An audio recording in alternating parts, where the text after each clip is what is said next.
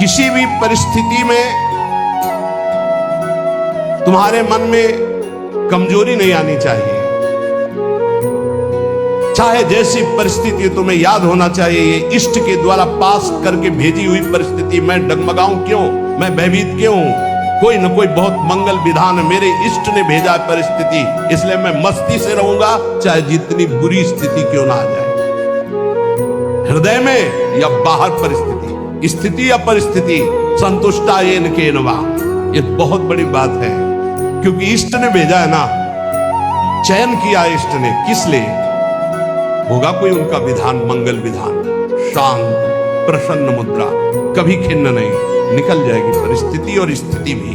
कभी कभी अंदर में भी स्थिति गड़बड़ होती है, बाहर भी परिस्थिति। इन्हीं के वचन अभी सुनाए थे पीछे। पापियों का ऐश्वर्य बढ़ता है। प्रश्नकर्ता को सुन ले ध्यान से, ज्यादातर प्रश्न करते हैं कि धर्म में चलने वाले को बड़े धक्के मिलते हैं, पाप करने वाले बड़े मौज से होते हैं। पापियों का ऐश्वर्य बढ़ता है, स्वीकार करते हैं। क्यों? क्योंकि उनके पुण्यों का नाश किया जा रहा है। तुम धर्म के फल में संदेह मत करना, ये पापियों का जो ऐश्वर्य बढ़ रहा है, इनको जैसे फांसी की सजा देने वाले को अंतिम इच्छा पूरी की जाती है, ऐसे सर्वनाश का खेल इनका शुरू होने वाला है। इसलिए इनके पुण्यों को फटाफट भुगाया जा रहा है, भोग ले। हम तो अपनी भाषा में कहते थे एकांतिक में कि गए जैसे चार आदमी दो हाथ पकड़ के दो पैर पकड़ के ले जा रहा है, आप कह रहे धन्य है, ना लिफ्ट से जा रहा है, ना पैदल जा रहा है, चार आदमी की गोद में जा रहा है, 8वीं मंजिल पर ले जाए, धन्य उसका। धन्य नहीं है, ऊपर जाके पटकने जा रहे हैं नीचे। अब बताओ, ले जाते समय तो तुम देख रहे हो कि ना लिफ्ट में है ना पैर से चल रहा है, कितना सौभाग्य है। लेकिन परिणाम पता है आपको, ये चार लोग उसको ऊपर 8वीं मंजिल में ले जाकर पटकने जा रहे हैं। अब क्या लगेगा? धन्य नहीं लगेगा, बड़ेगा दुर्भाग्य है, मरेगा जाके। ऐसे ही पापी आदमी जब चारों खाने में हरा भरा नजर आवे ना, बढ़ता नजर आवे, तो आप हाथ जोड़ के शोक मगन होना, अब मरेगा ये जाके। ये चार जो ले जा रहे ना, ये ऊपर से पटकेंगे जाके। चारों तरफ हरा भरा, जिधर देखो उधर माला माल, जय जय जय जय, दिया सलाई लग रही सुकृत में, पुण्य में, क्योंकि पाप कर रहा है, अब भस्म होगा। कभी कभी गुरुजन जब समझाते हैं और जब देख लेते हैं ना कि बहुत पैंग लंबी बढ़ गई, तो मौन हो जाते हैं, नहीं समझता जीव। इसीलिए भगवान भी चुप हो जाते कि पहले जल ले। अच्छा, भगवान जानते कि तू मेरा अंश जलेगा है नहीं, तेरी कपड़ा जलेगा ये। नयनम छिन्दन्ति शस्त्राणि नयनम दहति पावकः न चैनम क्लेदयन्त्यापो न शोषयति मारुता। भगवान का बच्चा, आग नहीं जला सकती, शस्त्र नहीं छेद सकता, जल नहीं डुबो सकता, वायु नहीं सुखा सकती। तो अगर डूब रहा है, मर रहा है तो मर, क्योंकि आत्मा को कुछ होना नहीं, और तेरे पाप किया है तो भोग। भगवान ऐसे देख रहे हैं। तुम कहोगे बड़े दयालु है, नहीं, इस समय दयालु नहीं, दयालु जान रहे कि मेरे अंश को कोई फर्क नहीं पड़ना, शरीराभिमानी पाप किया है, भोग ले। इसलिए वो अग्नि रूप भी है, वो जल रूप भी है, वो अपने में ही डुबो रहे हैं। किसको? अपने आप को। तुम्हें क्या फर्क पड़ रहा है? कुछ नहीं। हमारी भाषा समझ लो। कहे भगवान अब कहां गया, क्यों नहीं बचाया इनको, क्यों बचाए? उस समय जब उपदेश कर रहे थे कि ऐसा नहीं करना, तब तूने माना, नहीं माना तो भोग। तो बोले दया क्यों नहीं है? दया इसलिए नहीं कि असली वाले को जलन नहीं होगी, और नकली वाला बचेगा नहीं। क्या? ये नकली है, यही जलेगा। असली जो भगवान का अंश है, उसमें कोई ताप नहीं लगता। तो इसलिए भगवान शरीर, जैसे एक कपड़ा जल जाए तो अपने को क्या फर्क पड़ेगा, हम तो बच गए। बोले बड़ी कृपा, हम बच गए, कपड़ा जल गया। ऐसे ही कपड़ा जलता है, हम बिल्कुल नहीं जलते, हमें न कोई शस्त्र छेद सकता है ना अग्नि। तो ये जब भगवान का अंश जीव है, भगवान ये जानते, इसलिए दया नहीं करते। अब कोई सही ढंग से चले और फिर उसके कपड़े में भी खरोच आने की बात होगी तो भगवान नहीं आने देंगे। और तुम दूसरों के शरीरों को भून भून के चटनी के साथ खाओ, तो बिना चटनी के आग तुम्हें भून देगी।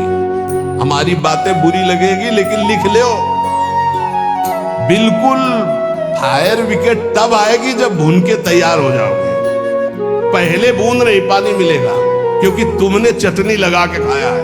वो अग्निदेव बिना चटनी के तुम्हें खा जाएंगे, क्योंकि वही अग्नि भगवान का स्वरूप है। इसीलिए कहते हैं कि होश में ये मांस खाना, मदिरा पीना, व्यभिचार करना, पापाचरण करना बंद कर दो। प्रभु अभी तक जो हुआ अब लो नसानी, अब ना सही हो, नहीं खतरे में हो तुम।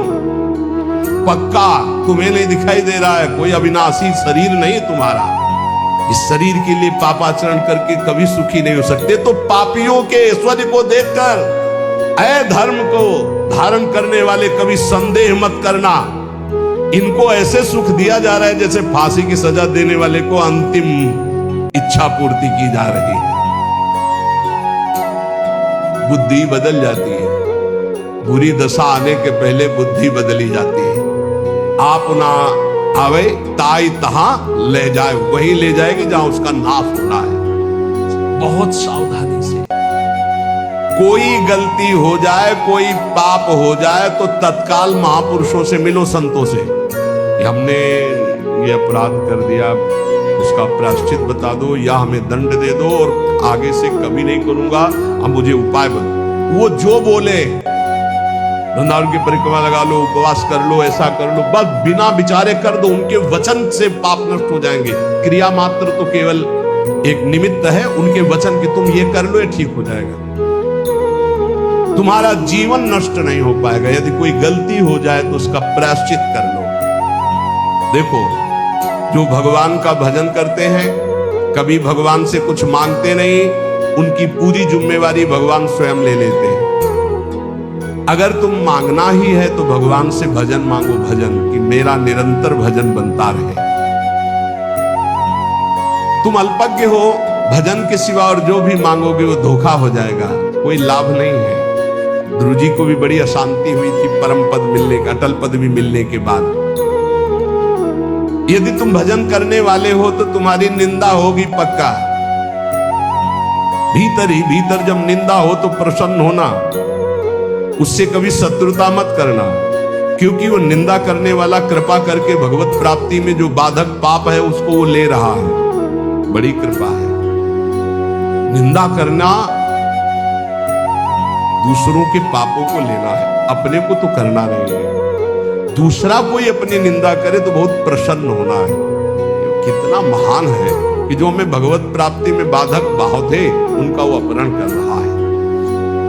बिना प्रयास के, बिना प्रयत्न के, बिना भोगे तुम्हारे प्रारब्ध का नाश करने की सामर्थ्य निंदा में है, जो तुम्हारी दूसरे निंदा करते हैं। बड़े कृपाल है। इसलिए निंदक को परम सहायक मित्र मानना चाहिए। निंदक नियरे राखे आंगन कुटी छवाए, समीपे रहे जिससे कोई चूक ना होने पाए, हर गलती वो हमारी देखे। और भगवान बड़े कृपालु है। निंदक को सूक्ष्मदर्शी लगाने की जरूरत नहीं होती, सीसी कैमरा लगाने की जरूरत नहीं होती। उनके कान और नेत्र वहीं लगे रहते हैं और वो एक एक बात पकड़ करके साधु की और उसको निर्मल करते रहते हैं। इसलिए धन्य है, प्रणाम है, स्वस्थ रहे निंदक। अंतिम में उनको भगवत प्राप्ति हो, क्योंकि हमें भगवत प्राप्ति में बड़ा सहयोग किए। निंदा करने वाले महान मित्र हैं जो हमारे प्रारब्ध को बिना भोगे वो काट देते हैं। दूसरों की निंदा करने से जो हमारे पाप नष्ट होते हैं, अपनी प्रशंसा करने से अपने पुण्य और तप नष्ट हो जाते हैं। अपने मुख से कभी अपनी प्रशंसा न करे, दूसरे जो हमारी निंदा करते हैं उसे चैन से, आनंद से सुन ले कि हमारे ऊपर भगवान की बड़ी कृपा है, बड़ा पावन किया जा रहा है। जब तक तुम्हें आत्मानंद का अनुभव न मिले, भगवदानंद का अनुभव न मिले, तब तक विषयानंद से दूर रहना, विषयानंद के भोगी पुरुषों से दूर रहना। भगवदानंद का अनुभव करने वाला चक्रवर्ती सम्राट को भी एक तिनके के बराबर समझता है। सुरपति नरपति लोकपति जिनके भावे घास। भगवदानंद का अनुभव करने वाला चक्रवर्ती सम्राट को वही तिनके के समान समझता है। वो अंदर से देख लो, प्रभु के प्रति भाव है या धन के प्रति या पद के प्रति, तो वैसे हो जाएगा। भगवदानंद जिसको अनुभव हुआ, सुरपति नरपति लोकपति जिनके भाव है घास, ये बात अंदर से समझो।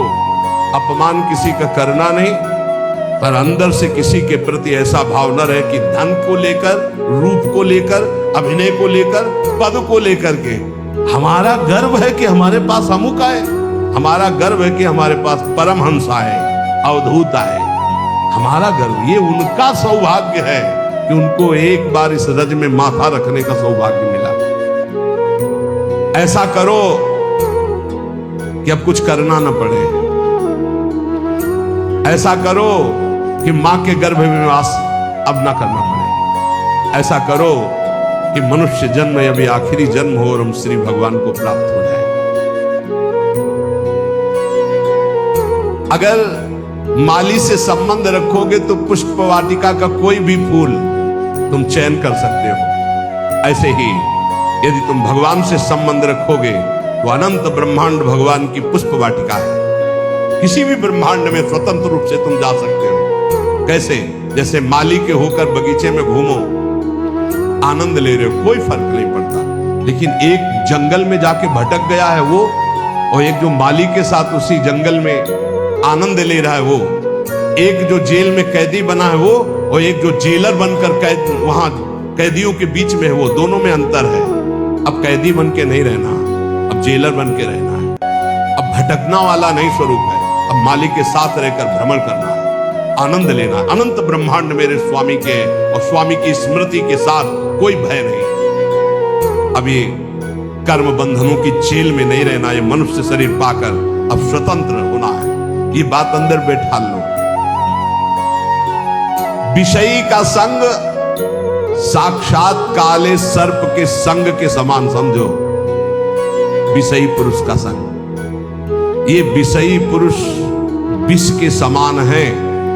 इनके स्पर्श से, इनके संभाषण से, इनके दर्शन से इनके शरीर में चिपटे रहते हैं ऐसे परमाणु, जो तुम्हारे अंदर आएंगे और तुम्हारे भजन को जलाकर राख कर देंगे, भजन की वृत्ति को जला के राख कर देंगे। जितनी जल्दी हो सके अपने को जलने से बचाना चाहते हो तो विषयी पुरुषों का संग छोड़ दो। संगम त्यजेत मिथुन व्रतिनाम मुमुक्षु, बहुत बड़ी बात है, इसको अंदर से समझ ले।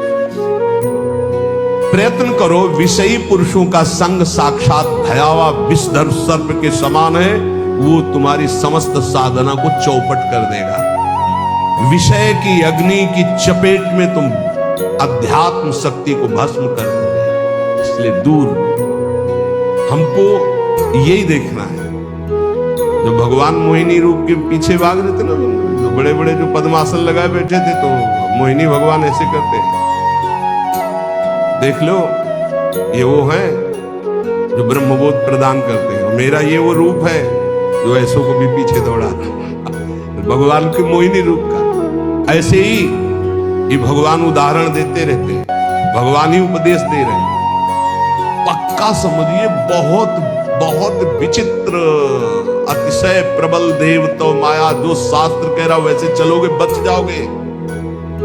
यहां सत्संग के द्वारा हमको ये समझना है कि हमें जो मिला बहुत कीमती चीज है, परमार्थ बहुत कीमती चीज है। इसको छीनने के लिए बहुत माया रंग रचेगी। अगर आप कोई वासना लेकर इस मार्ग में चलेंगे तो वही वासना अंतर की माया जानकर तुम्हारे आगे जाल फेंक देगी और तुम्हें रोक लेगी। इसलिए सत्संग के द्वारा जल्दी से जल्दी वो वासना काट दो जो तुम्हें गिराने वाली है। उस वासना का संयोग होने पर भागो, ना कि उसको स्वीकार करो। पहले प्रयत्न करो, फिर प्रार्थना करो। पहले बचने की कोशिश करो। जब आपको लगे कि अब गिरा तो फिर भगवान से प्रार्थना कर दो, तत्काल मुझे बचा लो।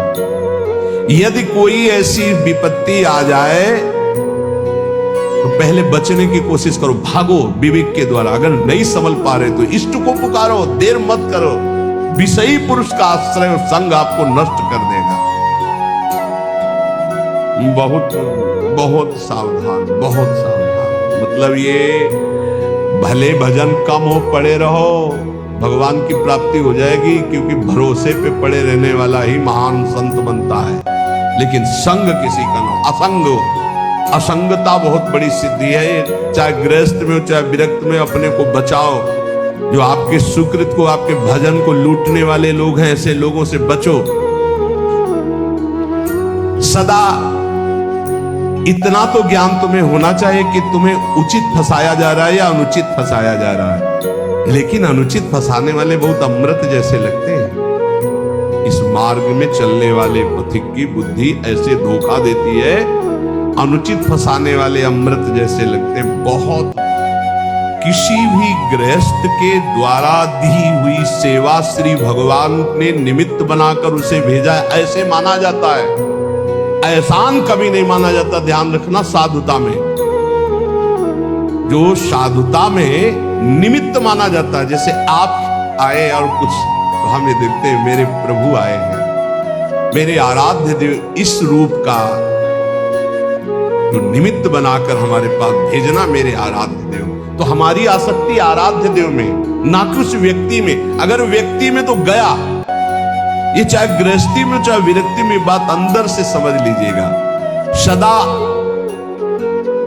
अंदर से विचार करते हुए कि हम उचित कर रहे हैं या अनुचित।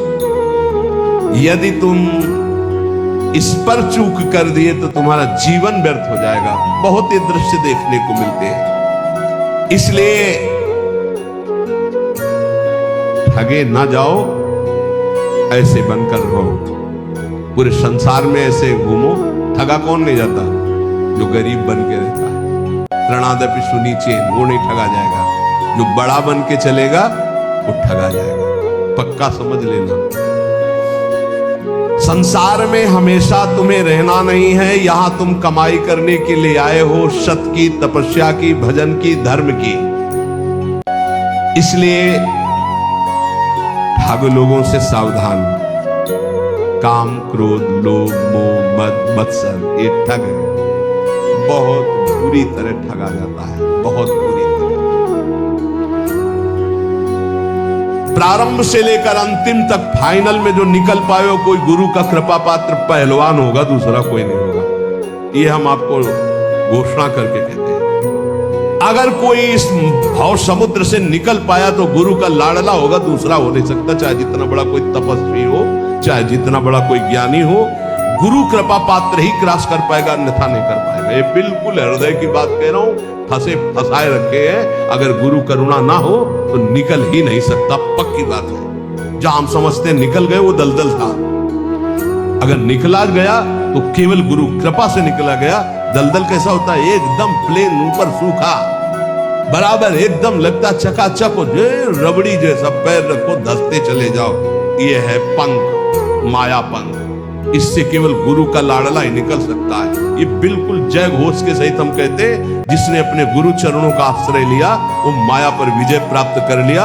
अन्यथा उसके इतने हथकंडे फंसाने के हैं को बिरला। जो कहो हरिवंश रस बिरलो समझन हार, एक दुई जो पाइए खोजी सब संसार।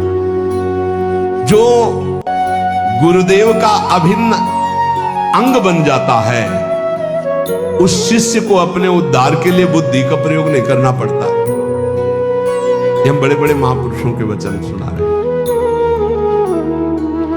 जो शिष्य अपने गुरुदेव से छल कपट और झूठ बोलता है, उससे बड़ा महापापी और कौन हो सकता है? एक बार एक महापुरुष ने कहा था कि संसार में कहीं भी झूठ हो जाए, कपट हो जाए, पाप हो जाए, तो एक जगह है गुरुदेव का घर, गुरुदेव के चरणारविंद, जहां खुला बेपर्द हो जाना चाहिए। बेपर्द का मतलब, महाराज ऐसी गलती हुई, ऐसे पापी हुए, ऐसा नीच, वहां बिल्कुल भय मत करो, झूठ मत बोलो, छल कपट मत करो। वो तुम्हें डांटेंगे, भगा देंगे, तिरस्कार करेंगे, कभी हमारे सामने मत आना, जा ऐसा, वो सब पाप नष्ट हो जाएंगे। यहां कह रहे जो गुरुदेव का अभिन्न अंग बन जाता है, उस शिष्य को अपने कल्याण के लिए बुद्धि लगानी नहीं पड़ती। और जो गुरुदेव के सामने छल कपट और झूठ बोलता है, उससे बड़ा कोई पाप नहीं होता। कहां मोचन करोगे? सब पापों का मोचन करने वाले तो सदगुरुदेव भगवान है। भारी से भारी वैष्णव अपराध बन गया हो कोई भी, एक तो वो उपाय बताएंगे कि जाओ उन्हीं के पैर पकड़ो, नहीं हो रहा, अगर वो कह दे कि जाओ सब कुछ नहीं, सब ठीक हो जाएगा, बिल्कुल संशय मत करो, कोई अपराध नहीं लागू होगा। ये हम तस्मात् शास्त्रम प्रमाणम की बात कह रहे हैं। गुरु माफ कर दे तो विश्व का भारी से भारी अपराध माफ हो जाता है। अगर कितना भी बड़ा अपराध बन गया हो और गुरुजी उलट कर ये कह दे कोई बात नहीं, जाओ कोई बात नहीं, तुम्हारा निश्चित सारे अपराधों से अपने आप प्रायश्चित हो गया उनके एक शब्द कहने से, कोई बात नहीं, जाओ कोई बात नहीं।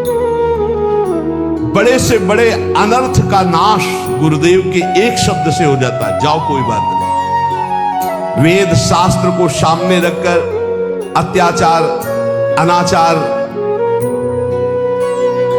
करना, झूठ बोलना, कपट करना, तो क्या तुम्हें यह पता नहीं कि प्रभु घटघटवासी है?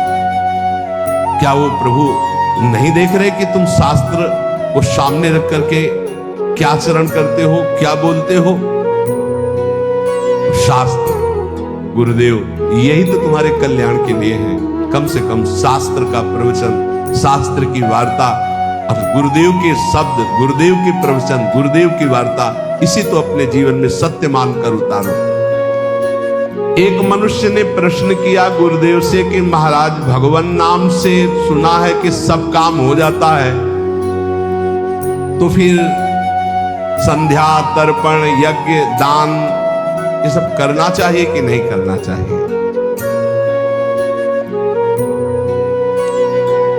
तो उत्तर दिया गुरुदेव ने कि जैसे हल चलाने के लिए बैल ही जोता जाता है, हाथी नहीं जोता जाता है।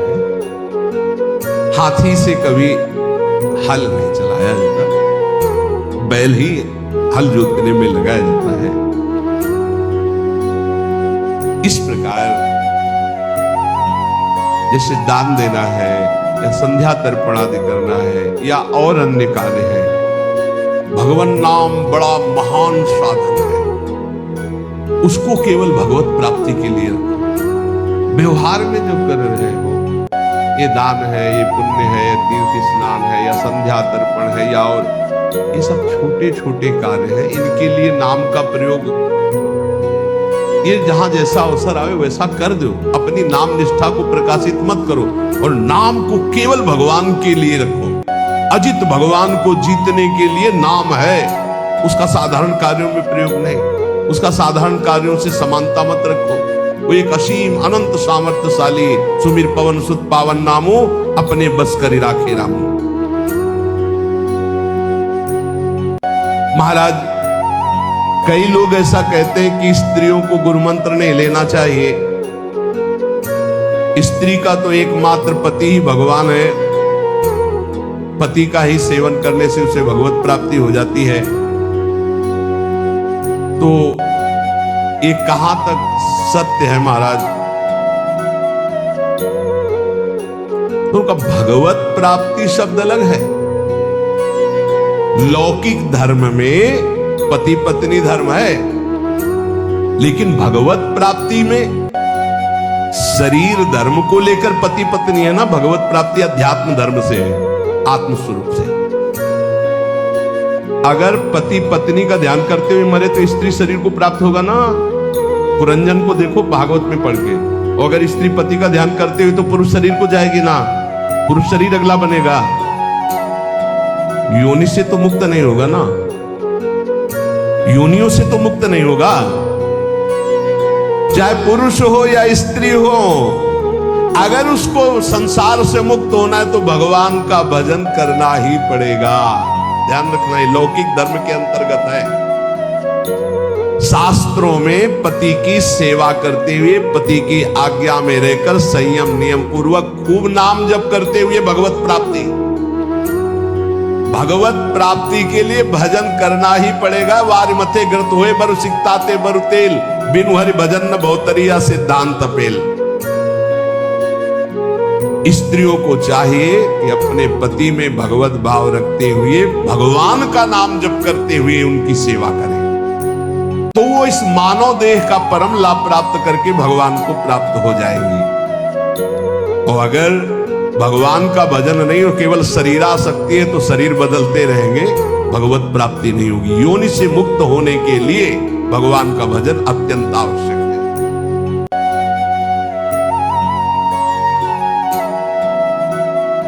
पति यदि परमात्मा का ध्यान करता है, स्त्री भजन नहीं करती, तो कहते हैं कि पति का हिस्सा पत्नी को मिल जाता है। ये छोटे छोटे इसलिए प्रश्न प्रायः ये सबके रहते हैं, ये भी प्रश्न हुए। देखो ये लौकिक पुण्य की बात है, लौकिक पुण्य की बात। भाई दान कर दिया पति ने 5,000 रुपए वहां प्रयाग में जाकर, पत्नी घर में है, 2,500 के उसके आ जाएंगे, पुण्य 2,500 का। लेकिन भगवान का भजन स्वयं करने से मुक्त होगा। भगवान की प्राप्ति, जीवन मुक्तता स्वयं भजन करने से होगी। पति परमात्मा का ध्यान करेगा तो परमात्मा को प्राप्त होगा, पत्नी परमात्मा का ध्यान करेगी तो परमात्मा को प्राप्त होगा। भगवत प्राप्ति एक अलग चीज है। यदि अन्य कोई ध्यान होगा तो वो संसार में ही जन्मेगा। स्त्री यदि शरीर का ध्यान करते हुए पति के मरे तो भगवत प्राप्ति हो जाएगी क्या? शरीर की प्राप्ति होगी। पुरुष स्त्री शरीर का ध्यान तो स्त्री शरीर की। भगवत प्राप्ति के लिए सिर्फ भगवान का भाव। अब वो चाहे मंदिर में मान लो भगवान, चाहे पति में भगवान मान लो, चाहे पुत्र में भगवान मान लो, चाहे कुत्ता में भगवान मान लो, जहां भी तुम्हारा भाव बने। अगर देखो नामदेव जी ने कुत्ते में भगवान माना तो भगवान मिले ना, खंबे में भगवान माना तो भगवान मिले ना। भगवान के भाव से ही मुक्ति है, भगवान के भाव से ही भगवत प्राप्ति है। ये साधारण पुण्यों का हिसाब किताब भले हो जाए, भजन का नहीं। भजन तो करोगे तो भगवान की प्राप्ति होगी। हाँ, अब जैसे कहा जाता है 21 पीढ़ियां तर जाती है, तो ये उसको सरकारी आदमी जो होता है उसके माता पिता को फ्री ट्रेन में नहीं होता है, परिवार के जनों को फ्री नहीं होता, तो ये है फ्री। पत्नी अगर भगवान का भजन करेगी तो उसके माता पिता का जो कुल है उसको उतारेगी। पति भगवान का भजन करेगा तो अपने माता पिता के कुल को उतारेगा, और दोनों मिलकर भजन करेंगे तो दोनों कुलों को उतार देंगे। भजन प्रत्येक जीव को स्वयं करना होगा, स्वयं से भगवत प्राप्ति होगी। अगर भजन नहीं करोगे, तुम्हारी जिह्वा में नाम जप नहीं चलेगा, तो बात नहीं बनेगी। माता पिता कुल परंपरागत वो भगवान की बनाई हुई मर्यादा है, उससे पार होता है। जब भारत सरकार ऐसी व्यवस्था कर देती कि जो सरकारी आदमी होता है उसको गाड़ी बंगला मिलता है, उसके परिवार को जो सरकारी जैसे ट्रेन आदि उसमें फ्री आने जाने की कई व्यवस्थाएं होती, तो ऐसे ही भगवान ने व्यवस्था कर दी कि जिस कुल में भगवान का भगवत प्राप्त महात्मा पैदा हुआ तो उसकी आगे की पीढ़ी, पीछे की पीढ़ी, 21 पीढ़ियां तर जाती है। तो भगवान जैसा चाहे वैसा करे। लेकिन यहां जो प्रसंग चल रहा है कि पति भजन करे, पत्नी मनमानी करे, तो पत्नी नरक जाएगी और पति भगवान को प्राप्त होगा। पत्नी भजन करे, पति मनमानी करे, शराब पिए, इधर उधर करे, तो पति नरक जाएगा, पत्नी भगवान को प्राप्त होगी। क्योंकि लौकिक संबंध ये है, पारलौकिक तो हम सब भगवान के अंश है ना। ये वर्दी केवल स्त्री पुरुष की है। हमारा भाव समझ लिया जाए कि स्त्रियां अपने पति की सेवा में रहे, पति को भगवान का स्वरूप माने और खूब भगवान का नाम जप करे। श्री कृष्ण का स्वरूप मानकर पति की सेवा करना और श्री कृष्ण नाम जप करना, इन दोनों बातों से उनको भगवान की प्राप्ति हो जाती है। ध्यान दीजिए, स्त्री को जब मृत्यु का समय आता है तब पति के बाह्य स्वरूप का ध्यान नहीं, पति के आंतरिक स्वरूप का, आंतरिक स्वरूप श्री कृष्ण, उनका ध्यान करते हुए शरीर छूटे तो भगवान की प्राप्ति हो जाती है। बार बार मृत्यु के चक्र से बचने के लिए एकमात्र परमात्मा का ध्यान, चाहे स्त्री हो चाहे पुरुष, आत्यंतिक मृत्यु से छुटकारा केवल भगवान के भजन से मिलता है। इसलिए कोई भी हो, भगवान का नाम जब निरंतर करो, सब कल्याण ही कल्याण है। ये जो महापुरुषों के अलग अलग संतों की हम बातें चयन करके लाते हैं, आपको सुनाते हैं, आप इनका मनन कीजिए।